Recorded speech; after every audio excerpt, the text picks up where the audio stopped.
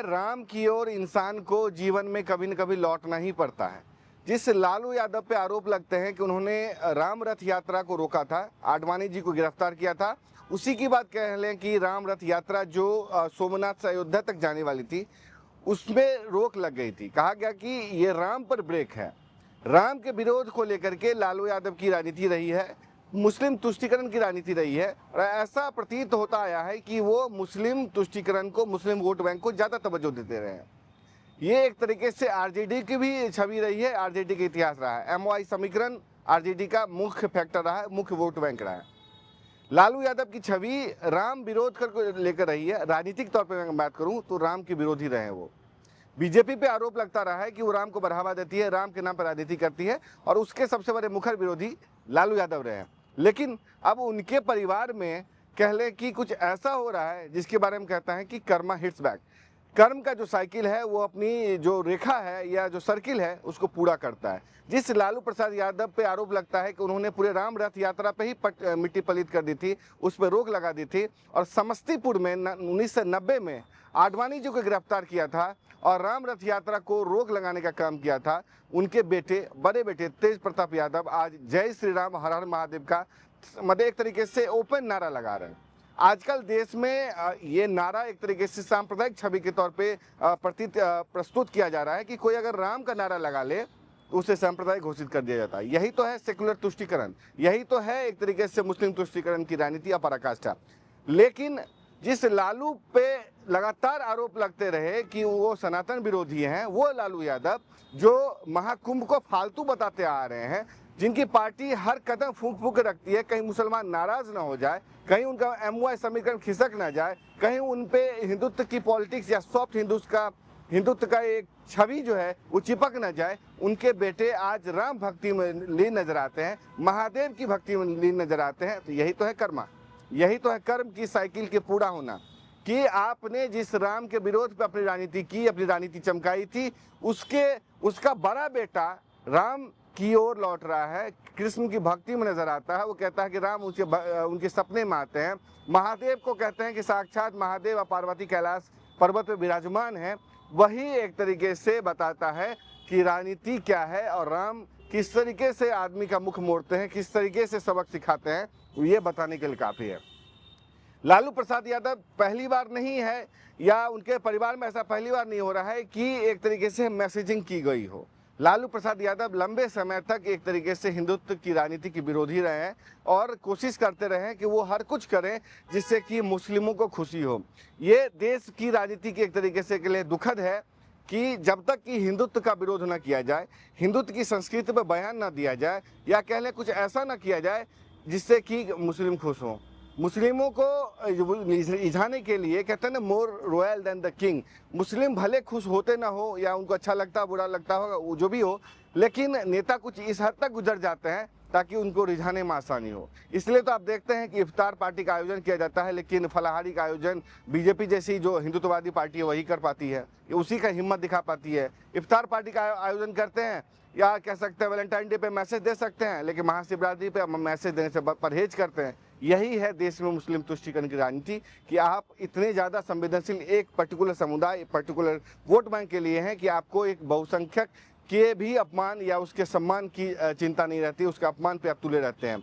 इसलिए कहते हैं कि जो लालू प्रसाद यादव कभी राम रथ यात्रा को रोक करके राम की जो यात्रा थी, राम का जो संघर्ष है, जो 500 साल में राम मंदिर बनना था उसके लिए राजनीति की गई थी और मतलब संघर्ष किया गया था, लड़ाई जारी थी, उसको रोकने का काम किया था। आज उनके बेटे एक तरीके से बताऊं कि राम का नारा लगा रहे हैं। पर लालू प्रसाद यादव के जो बड़े बेटे हैं तेज प्रताप यादव, वो महादेव की भक्ति में बीते दिन लीन नजर आए। शिवरात्रि का मौका था, शिवरात्रि पे पूरे देश ने देखा किस तरीके से महादेव की पूजा की गई, फास्ट रखा गया और एक तरीके से पूरे धार्मिक आयोजन हुए, धार्मिक कार्यक्रम हुए, अनुष्ठान हुए, मंदिरों में एक तरीके से संगोष्ठी हुई, कीर्तन हुए। उसी का एक तरीके से अब वीडियो जो है तेज प्रताप को वायरल हो रहा है। जब कुछ लोग गुजर रहे हैं वहाँ से, जुलूस लेके गुजर रहे हैं, तेज प्रतापी भगवा वस्त्र में नजर आ रहे हैं और भगवा वस्त्र में वो हर हर महादेव का, जय श्री राम का नारा लगाते नजर आ रहे हैं, झूमते नजर आ रहे हैं। ये कोई पहला मौका नहीं है कि तेज प्रताप यादव इस तरीके से आध्यात्मिक भक्ति में लीन नजर आए। इस 2 दिन पहले भी वो ध्यान लगाते नजर आए और इससे पहले लगातार वो एक तरीके से कृष्ण की भक्ति में, महादेव को जल चढ़ाने के तौर पे, या कह लें कि तमाम ऐसे कार्य करते रहे हैं जो कि लालू परिवार के सार्वजनिक तौर पे सनातन के प्रदर्शन से, धर्म के प्रदर्शन से एक तरीके से अलग रहा है। तेज प्रताप यादव जो चुनाव के वक्त में सावन के महीने में मांस खाते हुए नजर आ रहे थे और बीजेपी को चिढ़ाते हुए नजर आ रहे थे, जिसपे बवाल एक तरीके से शुरू हो गया था कि वो मुकेश सहनी के साथ चिल्का माछ कहते हैं, मछली कहते हैं, मिथिलांचल में होता है और उसमें कांटा होता है, या कह लें कि कम कांटे के कारण वो मछली मशहूर है, उसको खाते नजर आए थे। चूँकि एक तरह के मछुआरे समुदाय से आते हैं, सहनी हैं मुकेश सहनी, उनके साथ हेलीकॉप्टर में वो मछली खाते नजर आए थे, उस पर भी बवाल हुआ था। ये बताने के लिए काफ़ी था कि वो किसे रिझाना चाह रहे हैं। बीजेपी पे हमला था, यानी कहीं पे निगाहें कहीं पे निशाना था बीजेपी पे, मछली का एक तरीके से ढाल बनाया गया था, लेकिन निशाना था मुस्लिम वोट बैंक। उनको ये लगता है, लालू परिवार को या कांग्रेस को ये लगता है कि अगर वो बीजेपी पे अटैक करते हिंदुत्व के बहाने तो मुसलमान खुश होगा, मुसलमान उसके साथ एकजुट होगा। भले विकास का मुद्दा धरा रह जाए, एक तरीके से डेवलपमेंट का मुद्दा साइड कर दिया जाए, उनके मुसलमानों की ग्रोथ की स्टोरी को साइड कर दिया जाए, उनके जो वाजिब मुद्दे हैं उस पर ध्यान ना दिया जाए, सिर्फ हिंदुओं का विरोध किया जाए, हिंदू संस्कृति का विरोध किया जाए, हिंदू की सभ्यता का विरोध किया जाए, तो मुसलमान खुश होगा। इसलिए तो लालू परिवार जो है आज तक, या कह ले कांग्रेस, राम सेतु को काल्पनिक बनाती है, राम के अस्तित्व पर सवाल उठाती है, राम को काल्पनिक पात्र बताती है और उसी से तो गठबंधन करके आज तक राजनीति चलती आई है लालू परिवार की। उसी मुस्लिम वोट बैंक के इर्द गिर्द तो उनकी राजनीति चलती है, उसी को धत्ता बताते हैं, उसी पे सवाल या निशान खड़े करते हैं तेज प्रताप यादव। ये तेज प्रताप यादव की भक्ति लालू परिवार पे एक तरीके से सवाल निशान खड़ा करता है कि आप जिस पे सवाल उठाते हैं वो सवाल दरअसल आप पे तेज प्रताप यादव उठा रहे हैं कि आपकी राजनीति गलत थी। गलत ये थी कि आपने राम पे सवाल उठाया, आपने महाकुंभ को फालतू बताया, जिसमें करोड़ों लोगों की आस्था है। एक साथ एक महाकुंभ में 60 करोड़ लोग के आसपास या उससे ज़्यादा लोग डुबकी लगाते हैं उस सनातन धर्म में, जिसमें दुनिया को उधर खींच रहा है अपनी तरफ। कोई तलवार नहीं, कोई व्यभिचार नहीं, कोई एक तरीके से हिंसा नहीं, कोई डरावना नहीं, कोई डराना नहीं, धमकाना नहीं, कोई लोभ प्रलोभन नहीं, या कैसे कोई साजिश नहीं, कोई मिशनरी गतिविधि नहीं, उस पर दुनिया उसकी तरफ खींची चली आ रही है। और कह लें कि सेकुलर पार्टियों के लिए, तथाकथित सेकुलर पार्टियों के लिए ये इसलिए भी एक तरीके से डरावना ख्वाब है क्योंकि वो जिस धर्म से युवाओं को काटना चाह रहे थे, जिस धर्म से एक तरीके बता रहे थे कि जेनजी नहीं जुड़ेगा, जेनजी प्रदर्शन करेगा नेपाल बांग्लादेश की तरह, श्रीलंका की तरह, वही जेनजी भारत में विपक्ष को जवाब देता है, उन पार्टियों को जवाब देता है जो सनातन धर्म पे सवाल खड़े करते हैं, सनातन धर्म की संस्कृति पे सवाल करते हैं, परंपराओं को एक तरीके से विवादास्पद करने की कोशिश करते हैं। उनको बताता है कि आप देखते हैं किस तरीके से महाकुंभ में लगातार करोड़ों करोड़ युवा डुबकी लगाने आते हैं, माघ मेले तक में डुबकी लगाने आते हैं, और आप देखते हैं कि उस दौर में जब जैन जी दूसरे देशों में बवाल काटता है, भारत में भजन क्लबिंग, यानी क्लबिंग जो क्लब में जाकर के भजन का जो कल्चर है, या इकट्ठा होकर के एक साथ भजन गाने का जो कल्चर है, उसको करते हैं।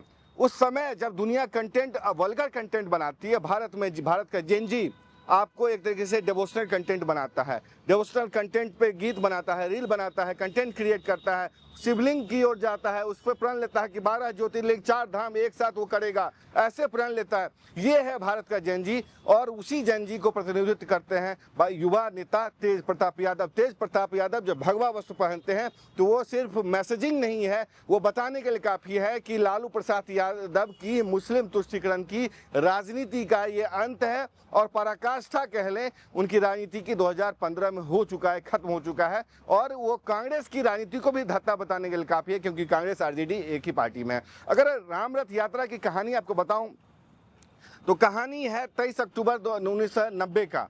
उसी दौर में मार्च 1990 में लालू प्रसाद यादव बिहार के मुख्यमंत्री बने थे, नई एक तरीके से कह लें कि मुख्यमंत्री बने थे, सेकुलर नेता, जनता समाजवादी नेता के तौर पर अपने आप को स्थापित कर रहे थे।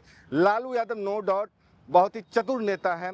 बिहार की राजनीतिक इतिहास के सबसे एक चतुर नेता के तौर पे उनकी छवि गिनी जाती है। माहिर खिलाड़ी, मजे हुए खिलाड़ी के तौर पे जाने जाते हैं। उनको पता था कहाँ से वोट बैंक लेना है, किसे अपने वोट बैंक के तौर पर तैयार करना है, कैसे फसल को काटना है, कैसे इसको करना है, खुद को सेकुलर नेता के तौर पर कैसे प्रस्तुत करना है। इसलिए उन्होंने राम रथ यात्रा को समस्तीपुर में रोक दिया। आडवाणी जी को सोते हुए गिरफ्तार करवाया गया था। लाल कृष्ण आडवाणी को सोते हुए गिरफ्तार करवा लिया था, जगा करके गिरफ्तारी की सूचना दी गई थी। वहीं पे कह लें कि राम रथ यात्रा की रोक लग गई थी। उसके बाद वीपी सिंह की सरकार गिर गई थी। मंडल कमंडल का दौर, मंडल कमंडल की राजनीति बहुत सिर चढ़ के बोल रही थी। वीपी सिंह ने मंडल कमीशन की रिपोर्ट लागू की थी। उसके बाद दंगे हुए थे, सांप्रदायिक दंगे, जातिगत दंगे हुए थे, और इसी को ढाल बना करके, इसी का हवाला दे करके एक धार्मिक जो यात्रा थी उसको रोक लगाने का काम लालू प्रसाद यादव ने किया था और गिरफ्तारी की थी। उसके बाद वीपी सिंह की सरकार गिर गई थी। और उसी राजनीति, उसी वहाँ उन्होंने जो बीज बोया था मुस्लिम वोट बैंक का, MY समीकरण का, एक मुश्त वोट का, 31% वोट का, उसको अब तेज प्रताप यादव बता रहे हैं कि उसका अंत हो गया है। आप पूरे मामले पर क्या सोचते हैं?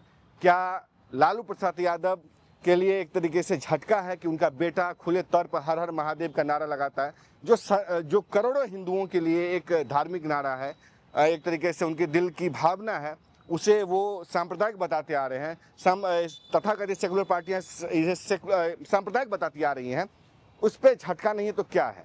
अगर तेज प्रताप यादव कृष्ण की भक्ति करते हैं तो ये एक तरीके से कह लें कि कांग्रेस और आरजेडी का झटका नहीं है तो क्या है? अगर सावन में एक तरीके से कह लें कि मछली खाते हैं, जहाँ पे कि प्याज लहसुन भी वर्जित होता है, वहाँ पे अगर वो खाते हैं मछली और दिखाने की कोशिश करते हैं, हिंदुओं को चिढ़ाने की कोशिश करते हैं और उस पर सवाल उठाते हैं तेज प्रताप यादव, तो ये झटका लालू प्रसाद यादव, लालू परिवार के लिए नहीं है तो किसके लिए है? आप पूरे मामले पे क्या सोचते हैं और क्या सोचते हैं तेज प्रताप यादव की भक्ति, सनातनी जो शक्ल है, रूप है, अवतार है, उसको लेकर क्या सोचते हैं? अपनी राय जरूर दें।